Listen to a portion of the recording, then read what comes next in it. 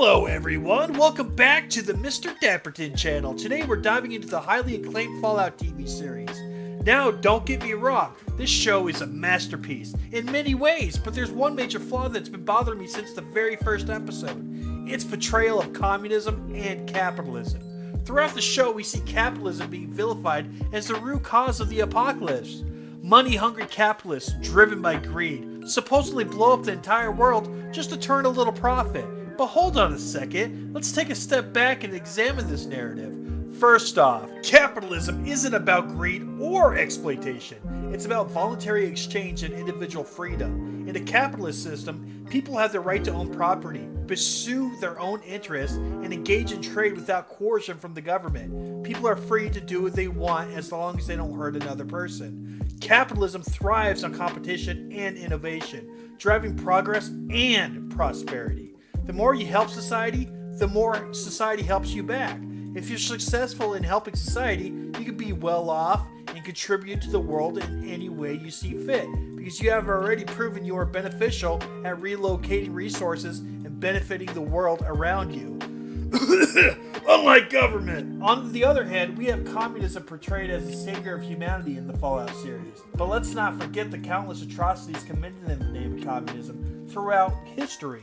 Not this history within the show, but the history of real life. Do not confuse communism in the show with communism in real life, because there is a difference. We'll get to that later. But under communism, the government controls everything, and the people own nothing. There's no incentive to work hard or innovate, because everyone receives the same regardless of effort. It's a system that stifles individual liberty and creativity. The only thing that saves the show's portrayal of communism is the introduction of unlimited power in this make-believe world. Communism's biggest flaw in real life is the lack of food and resources. But in the Fallout universe, unlimited power is introduced, potentially solving one of communism's major issues. However, capitalists in the show buy the rights to this unlimited power and bury and suppress it, perpetuating the scarcity that fuels their profits. Now, let's be clear, unlimited power is obviously a fairy tale concept that can only exist in movies and video games. In real life, we don't have unlimited resources, so communism would never be very effective compared to nations that embrace freedom and free market principles.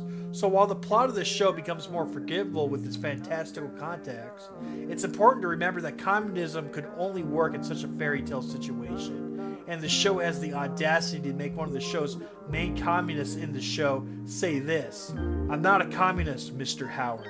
That's just a dirty word they use to describe people who aren't insane.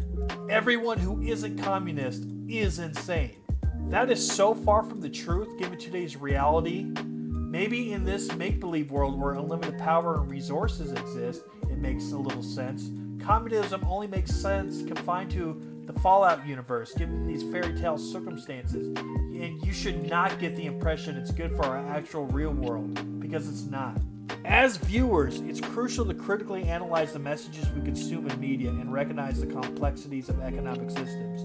Let's continue the conversation in the comments below. Do you think this horrendous portrayal of capitalism is forgivable, and this beyond good portrayal of communism is forgivable? Please let me know. Don't forget to like, favorite, share, and subscribe for more content like this. Thanks for watching.